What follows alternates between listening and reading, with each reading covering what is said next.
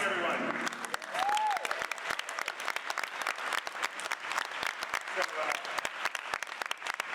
It's amazing to be back in London. We have a lot to cover. There's a lot going on. It's like one of those moments where I feel like every few days feels like a few months or maybe even a few years of progress happen. And it's an exciting time. And I wanted to take a few minutes to take a step back and talk to you all a bit about this new age. This new age that we're going into, where education, careers, and brands and entertainment, I mean, a lot is going to change, and how these fields unfold, and how people work within them. And so what I thought I would do is share some thoughts on just the impact of all this technology. I mean, one example, I actually didn't realize this. ChatGPT is the fastest adopted consumer product ever, reaching over 100 million users in under 2 months. So it's pretty extraordinary. And again, this is just the first inning, if you will, of how a lot of these technologies are going to change, and change a lot of the work and a lot of the industries that we're in. And so I thought it would be useful to focus this time together on the 6 waves of change that are happening right now, and also one lingering question that I think we all need to be thinking about. But let's just start with something that we've been talking about for quite some time, which is that creativity is the new productivity. And if you think about over the last 2 decades or so, as Microsoft products have been deployed throughout organizations, and as we're paid based on how many hours we spend on something, it has been a race to be more and more productive. We have stood out based on how much we get done in how little time, and the tools that have been given to us are really intended to make us more productive. Now, as this is achieved through compute, as opposed to these tools, we need to start standing out with our ideas and our ability to express them. Art class can no longer be confined to 1 hour on a Friday in education. We have to start integrating creative skills and capabilities into education in every subject. And we need to start telling people in the organization, in every organization, that they need to be a part of the creative story. And so we'll talk a little bit about that. But in some ways, what we're trying to do is we're trying to remove some of the work from workflow. And there's this notion that many of you, seek, that state of flow, where you're just kind of like, you're thinking of ideas and you're expressing them and nothing is getting in the way. There's no friction, there are no obstacles. And so we do need more of that in this era where creativity is the new productivity. The second wave of change is that creative confidence is growing. And if you think about the peak of creative confidence for most humans, it is the age of 5. When everything that we draw and everything that we do is put up on our refrigerators by our parents, our teachers tell us how brilliant something is, and then as we get older, we realize that other people have skills that we don't have. We realize that there are these things called critics out there that critique our work, and many of us reclude and we stop being creatively confident. And so this is one of those benefits amongst many challenges of a lot of these new tools that are coming out, right? Is that everyone now has the opportunity to use, edit, and share content. Everyone can feel creatively capable with some of these tools like Firefly that we just saw. And also, even for those of us that are professionals, creativity is no longer confined to a particular skill set. Even though you might be an illustrator or graphic designer, doesn't mean that you can't do animation and create video with this new generation of tools, which I think is very empowering. And that's one of the reasons why we pushed Express out there. We realized that a lot of creative professionals were actually being asked to do things for mixed media. And most marketing budgets are now being spent on social platforms that are predominantly mixed media assets. And so we needed to make sure that our pro products were compatible with a product that allows you to do things more simply in fields that you're not familiar with. And so with the new version of Express, we've really focused on interoperability with Photoshop and some of our other products to enable this to happen. Of course, Firefly allows a lot of people to be creatively expressing themselves or visually expressing themselves if they don't have the ability to use some of the pro tools. And we've also led with a lot of new capabilities. I mean, this is an example of text styles that we rolled out because this was kind of never really possible without hours and hours of work And so this is one of those ideas that we hope professionals and non-professionals can engage with and explore all sorts of possibilities. So the third change that's happening right now, and that this has been happening for a few years now, is that the future of creativity is far more collaborative than ever before. And we have started to bake in collaboration natively into all of our products. Why? It's because most companies and most brands say that creativity is now one of their competitive advantages, that they're trying to stand out through more creative content, that they're trying to develop a more compelling story. And that means that more people throughout the organization want to be stakeholders of the story. They want to be stakeholders of creativity. And so you need the ability to share in real time with control how much different stakeholders see and how they can leave feedback and engage with you in the work in real time. It's also another reason why we brought Frame.io into the fold of Adobe. You know, Frame.io is the leading review and approval software for video editors. And it's just amazing how any organization, any video editor can start inviting people and with very precise controls can share and get feedback frame by frame with all of the stakeholders of video. And when we look at customers, we see lawyers and CEOs and marketing departments and all these other people being included in the creative process as a result of the integration of Frame, in this case into Premiere Pro. And so the shifts that are happening right now in this wave of change are that silent creation has really become far more collaborative. That sequestered stakeholders that were always supposed to kind of stay in their box and you would just throw things over the wall have now become included into the process. And also, of course, this in-office workplace has become a far more hybrid workplace, which is one of the drivers of this wave of change. So the fourth wave of change, and I think one of the most important, especially for us tonight, is the opportunity for creative exploration is growing. And this is why creative professionals will be more important than ever before in the years to come. And simply the reason is that if you have the time to explore more possibilities, then you can come up with far better solutions. And that's what all of our research shows us when we engage with the creative community in developing our products. We find that a lot of you spend over 50% of your time doing mundane, repetitive work. And if you could get back some of that time, you could explore more surface area of possibility to find even better solutions for your brands or your clients or your customers. And so generative AI and tools like this should help unlock more of that time for you to be more exploring. And so we just saw, in Photoshop, for example, with generative fill, you can really start exploring many, many, many, many more possibilities in far less time to come up with better possible solutions for your customer or client. This is an example of something we're just launching today in Adobe Illustrator, and it's called Generative Recolor. And so this is an example of using a prompt as an illustrator to start to see all sorts of different variations immediately, so that you, with your precious taste and your eye, can actually find more possibilities to explore. Isaac Mizrahi, the fashion designer, was once asked, "What is creativity?" And his response was that creativity is a mistake of the eye.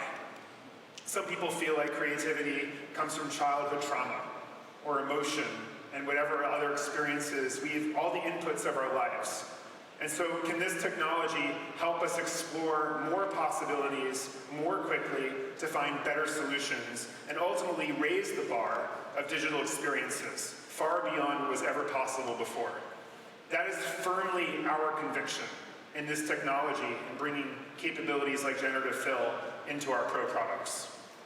This is an example of generative capabilities for 3D creators.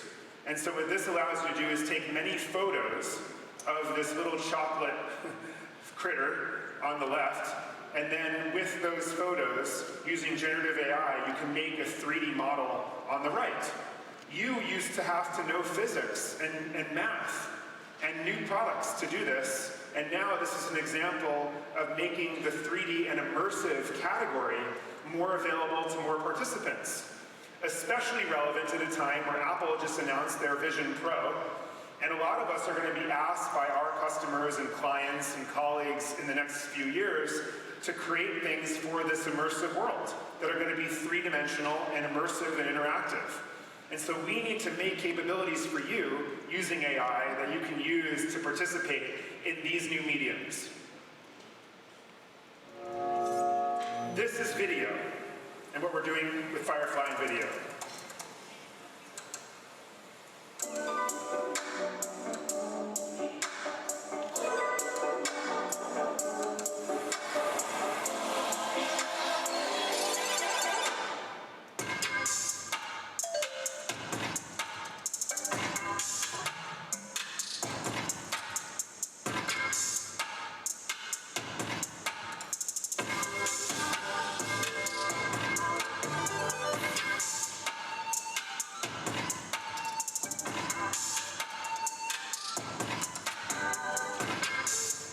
When I get to the crag, I'm putting on my shoes.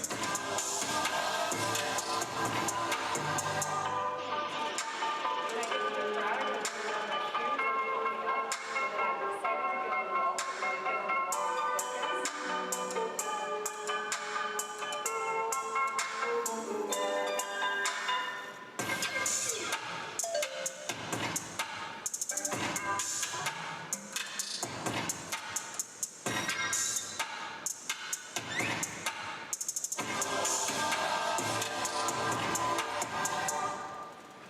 So what you see here is that we're designing the capabilities in our video products to serve as the ultimate co-pilot for the video editing process. I think what you can also see here is that not only does this save time from a lot of the tedious things that needed to happen, like captioning and things like that, but this is also an example like the Molten video there. This is an example of raising the bar of digital experiences that we're hoping this technology can do. And so with this, we're hoping that there are 100x more possibilities for every solution, every problem you have to solve, every idea that you're trying to visually express. And so that's why we're excited about the implications of that wave of change. So we also have to find ways to do this in a way that empower creative careers in new ways as well. And so we're doing all sorts of experiments now, and we're working with a number of you in gaining research, and a couple of ideas. One of them I wanted to share with you just now was this idea of allowing creatives with a style of their own to actually train their own model and allow others to use it by paying them. Some other generative outfits out there have actually scraped the internet, and people are using people's styles without permission and without quality, and we believe that we can do it with permission and at better quality in a way that empowers creative careers. Here's an example where imagine you could drag in images of your own portfolio and attest that it is yours, and if it's on Behance, we can verify that. And then it becomes a style that then you could actually say, do I want to allow people to use this per creation? Do I want to allow people to pay per week to be able to use my style for various use cases?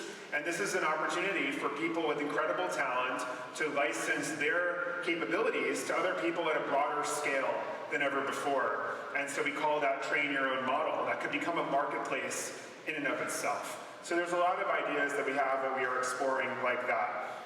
Now, as we also unwrap this technology and roll it out, we recognize that with all this great opportunity comes great responsibility. And so we took some very differentiated points, and Simon was alluding to this, in how we actually built and developed Adobe Firefly. For example, we decided that it's not right to scrape the internet, but actually we need to train on assets that we actually have a license to train on, as well as public domain content, like things from museums that have been in the public domain for many, many years and are not copyrighted anymore. And that we would never ever train on customers' personal files or assets.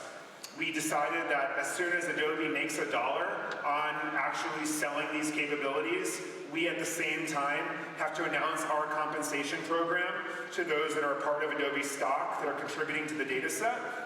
And we also, 4 years ago, developed an initiative focused on transparency and authenticity for all kinds of media that is edited and created, as well as what's created with generative AI capabilities. We are entering this new crazy world where instead of just trusting something and determining whether you can verify it, you have to verify something first before you can trust it. And so verify, then trust is the new trust but verify. And so we launched this content authenticity initiative that I mentioned about 4 years ago, and now we have over 1,000 members that are either in the hardware or software or media space that have committed to adding content credentials to content that's made, or showing content credentials so you can see how it was made when people are consuming it. And you can actually see we have some question marks up here as well, because we have some social media websites that we are pressuring to participate in this, and we have some manufacturers of phones that we are still pressuring to participate. It's all open source. It's not Adobe run. It's an open source nonprofit organization that allows any company, and a lot of our competitor tool companies are using this as well, to add credentials to content as it's created. We are also trying to get all generative AI companies out there to add content credentials so we know what model generated what asset. And so therefore we also know how that model was trained and whether it's commercially safe because it was trained on licensed assets, or if it's not commercially safe because it was trained on copyrighted stuff that you're not supposed to use. What are content credentials? So just a quick primer. This is metadata that is assigned to images, audio, video. It can be live streaming stuff as well. It provides creators and companies attribution. And so imagine your name and or the company that you're working at going actually into the asset. So it can be wherever it can be seen, you can actually see who made it. Now, by the way, as the creator of Behance, this has also been a dream of mine for over a decade, is for creatives to actually get attribution and credit for the work that they do. And so the ability to add content credentials is a huge opportunity for creative careers as well. It helps consumers make informed decisions about what to trust. Because if you see something crazy on the internet, and it has no content credentials, you should question whether and how it was made, whether it can be trusted. But if you see content credentials, you can click and actually see the information around how it came to be, which is a part of determining whether you can trust it. And every single asset generated with Firefly, by default, has content credentials in it. And so we know exactly what model created it and how it was edited. And that's a decision that we made ethically on day one. So for this wave of possibility, of new possibility for the creative professional world, a few things, with the fact that we have to do this responsibly, is that the limited time you've always had for discovery, the tight deadlines that you've been given, and the constraints you had to work within to find the best solutions, you should have 100x more cycles of discovery as a result of this technology.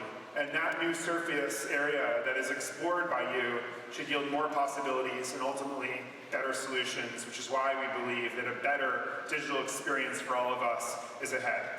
So 100x more participants because we all become more creatively confident, 100x more possibilities for the professionals in the room who know how to use this and can be all that more productive and explore more and better solutions. And so you take all that, you apply the power of not only AI but also data, and then you realize not only is it a far more engaging digital world that we live in, but it's also far more personalized. And this is the fifth wave of change that I think is especially relevant for us to mention this evening, is that the future of every digital experience is about to become hyper personalized. What do I mean by this? I mean that every digital experience should be made for each of us. When you go to a website, it should welcome you by name. It should know your gender preference. It should know your shoe size. It should know your favorite colors. We're going to expect everything to be made for us. Shopping, content, communication should be further tailored in certain ways for us. Our documents. We shouldn't have to read a document to find something.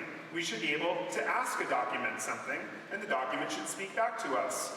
Applications. We shouldn't have to spend years and years learning how to learning how to use an application. An application should meet us where we are and where our skill level is. And it's really the data that is fueling the personalization. But we need to know how companies got our data. And that's why companies need to be more thoughtful and mindful of the first-party data, the stuff that they have about their own customers, so they don't have to actually try to do nefarious things to get third-party data. But if you think about this, and you take a step back a second, there's almost like this digital experience flywheel that enables this new personalized, better digital experience for all to happen, where there's this cross-segment collaborative creativity that is across different mixed medias, right? We're all going to be able to create in 3D and video and illustration and graphic design. With AI, that's going to generate many variations that are going to be more tuned to individuals and segments of customers and different regions. If you're a content creator on YouTube, why not automatically translate all of your content with the changes in your mouth movements to another language so you can actually globalize your content, as opposed to have to hire someone to do it in every single region. We should all be empowered to do that sort of thing.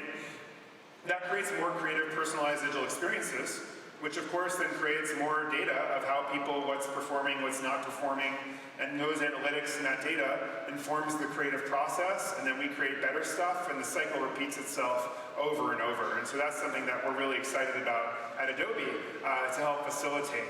And so if you think about this new world, we go from a world of very generalized experiences that have been the use case for thousands of years, where everything's made for all of us, to a world where things are actually made for each of us. You go to a world from a world where you always search for something, to a world where you start asking and getting suggestions for things you didn't even know you could do. The tool should also practically suggest to you things that you didn't think of. You go from a world where you had to learn an app, to an app learning you, and a data-driven world to an AI-driven world. That's what's ahead of us. Now, this meme has been going around for the last few months, and I couldn't agree more. People don't know what they want. That's the funny thing about this whole prompt-based world. The one thing that computers can't figure out is taste. And we'll talk about that in a minute, but I thought I would share quickly, at the very cutting edge of generative video, someone made a pizza commercial that some of you may have seen, where they had ChatGPT write a script for a pizza shop, and then they had the state-of-the-art generative AI capabilities for video make the best possible commercial for a pizza shop, and this is what came out. Are you ready for best pizza of life? Bring friends down to Pepperoni Hut Spot. Our chefs make pizza with heart and special touch. Cheese, pepperoni, vegetable, and more secret things. Need delivery? Pizzas come fast. Knock knock, who's there? Pizza magic. Eat Pepperoni Hut Spot pizza. Your tummy say thank you. Your mouth say, Pepperoni Hut Spot. It's like family, but with more cheese. I have lost my appetite. So AI has a long way to go. Which goes to my last kind of wave of change here, which is that we're about to get flooded with content. Every brand is trying to flood the zone with SEO content and generations of content to get people to buy things and do things, and it's overwhelming. And as a result of that, we are all going to crave story, craft, and meaning more than ever before. The reason, obviously, that we buy art is story. The reason that we feel moved by something we watch is story. The reason that we admire a piece of work is the process, is the craft. The reason why we crave something is because it's scarce. These are human tendencies that become amplified in this age of content abundance. This is a friend of mine from New York named Casey Neistat, that some of you may know for his video vlogs. He does these vlogs that are very famous on YouTube, and he goes out and he films all kinds of things, but he did an experiment. He had ChatGPT write a script, word for word, scene direction by scene direction, based on something Casey Neistat would do, was the prompt, right? And then he got this incredibly long script out of ChatGPT, And then he took his camera, like he normally would, and he did this entire video, word for word, scene direction by scene direction. And you see him in New York City, it's all about his favorite things to do in New York. And you see him in the train station saying that this is where I come to get inspired. It's really one of the most amazing spots to be, and the vantage points to have about what New York is all about. And all you see is like an escalator going up. And he looks at the camera and he just shakes his head. And then afterwards, he faces his viewer and he has a post-mortem. And he looks at the camera and he says, "This is the worst video I've ever made in my life. And the reason is because it lacks soul." And I thought about that. The inherently generative capabilities are not able to do anything counterintuitive because they're trained to be intuitive. They're not able to, they have random numbers that are applied to mood boards to generate output. Whereas all of you have mood boards, but your random number is not a random number. It's coming from your life experience. It's coming from your challenges and your traumas and your ideas and your lessons learned. It's not a random number. It's the soulfulness that impacts creativity, which is to say that the creativity that is effective is the creativity that moves us. And so this is why the scarcity of craft and story and process are going to become ever more valuable, and that the human role in creativity is going to become the premium in what makes creativity successful. I love this line in the song King by Florence and the Machine, where she sort of says, you need to go to war to find material to sing. And I think that's true. For we all know this, and we see this in our friends. It's when they go through the struggle that they find new material, or they tap that soul. And so here's the shift, right? Is that this flood of content is going to come. All this personalized and insatiable amounts of content hitting us all over the place. And it's going to be interesting. It's going to lead to a higher bar for experience. But with the scale of efficiency, we are going to seek meaning and scarcity more than ever before. And as opposed to always being engaged by content like we are today, we're going to be further engaged by meaning. And that is what we have to bring to the table. So one lingering last question here that I wanted to just share and end with is that I also think we're all asking at the dinner table these days, is AI going to replace humans, or is it going to unlock uniquely human capabilities? Obviously, I'm in the latter camp, mostly for the reason that I just shared. But also, I think that this surge of wildly human-intensive and non-scalable experiences are also going to become economically viable in the age of AI, because we're going to have more time. We're going to be able to do more things that only humans can do. I just went a few months ago to Japan with my family, and like many of you who have been to Japan, you walk around and there are all these non-scalable, beautiful, human-crafted experiences everywhere you go there. And whether they're immersive experiences or musical experiences or this owl cafe, there's all these amazing cafes that are extraordinarily quirky everywhere you go in Tokyo.